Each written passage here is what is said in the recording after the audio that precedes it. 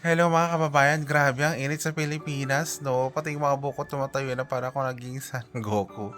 My God, oh my goodness, grabe ang harag ko guys. Wala na akong skincare routine, wala na akong skincare, beauty, ganun. Grabe talaga yung mga pores ko nagsisilabasan na, oh my goodness. I know it's a little bit ew, pero oh my God. Ang init sa Pilipinas, ang init sa Tuguegarao City, ang init sa Cagayan Valley. Kailangan ko ng... Ah, kailangan ko ng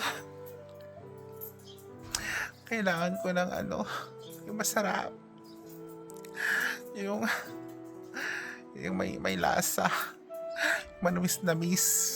Kailangan ko kumain ng gano'n para mamiyano ko ng energy. Alam niyo yun? So, kain tayo ng halo-halo.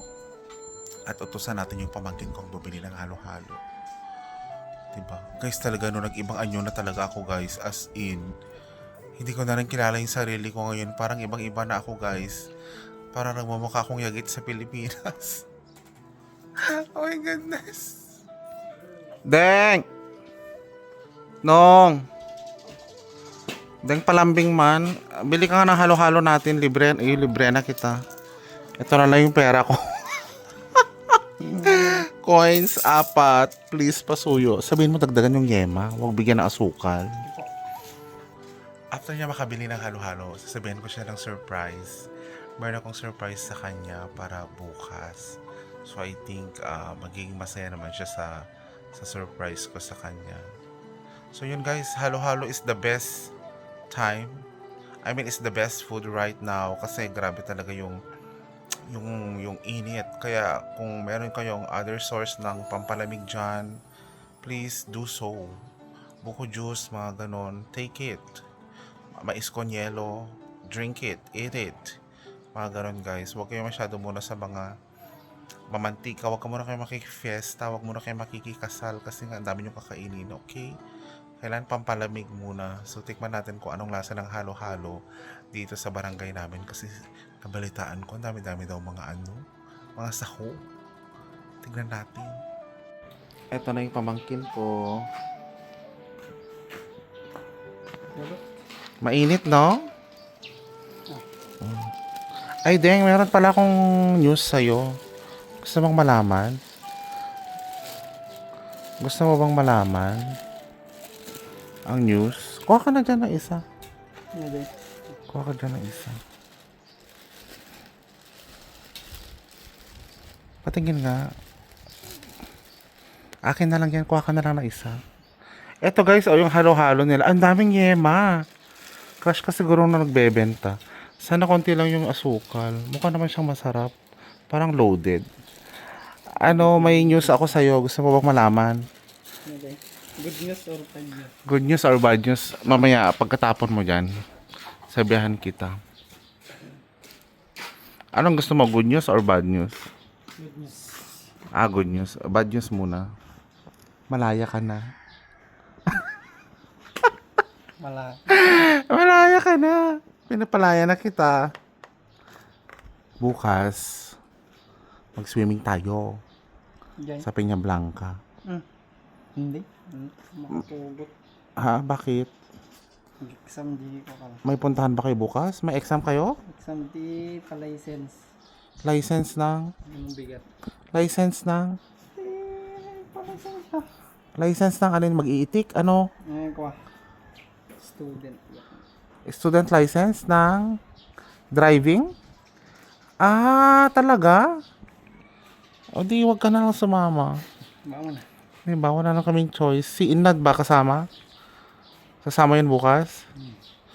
Bukas kasi punta kami ng city instead na magdiretso na lang mag-swimming sa Peña Blanca. Anong oras ba yun? Wag na, hindi naman yung importante. Anong importante? Ang kaligayahan o ang student? Pwede naman sa Sabado. Mag-sign up ka ba? Kung exam mo, huwag mong bigyan na. Nag-driving lesson ka na ba? Exam mo na? Ng student license? Ganon ba? Ganon. So, exam muna. Ay, dapat pala rin ako.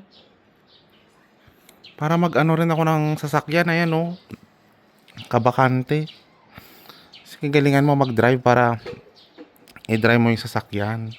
Sasakyan. Di ba? Amot nga lubog. Ha? Motor. Motor? Wala ka pa kasing lisensya, no?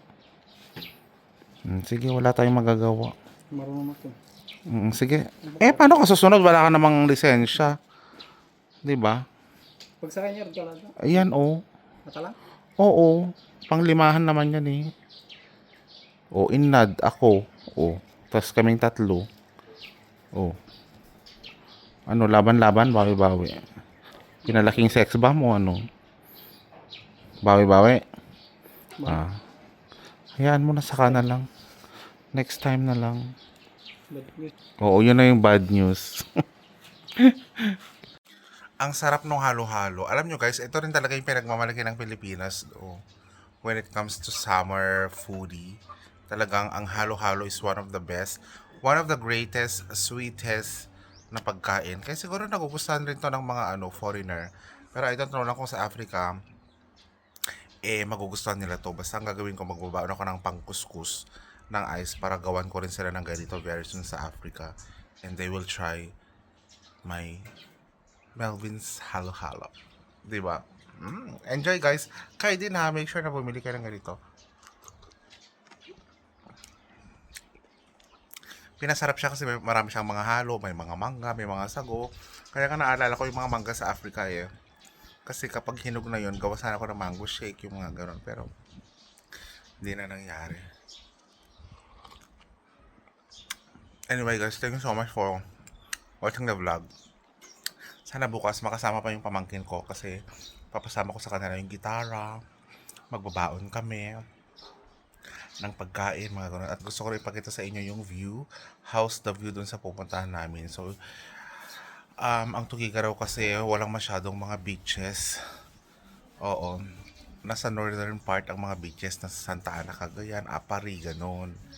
Pero sa Tugigaraw, mga mga lake, mga ganun lang. So, yun yung ipapakita ko sa inyo bukas, the view, the scenery, how much the costing, ganun. At kung pupunta kayo doon, malalaman ninyo lahat-lahat. So guys, kita-kits tayo tomorrow. I know my vlog is a bit boring as of the moment, pero hayaan nyo lang muna, okay? Very soon, we'll make it very exciting. So thank you so much for watching the vlog, and always stay safe, always be safe. Mukhang papapangit kagaya ko guys. Ang itim ko na din. Thank you so much for watching. Bye-bye.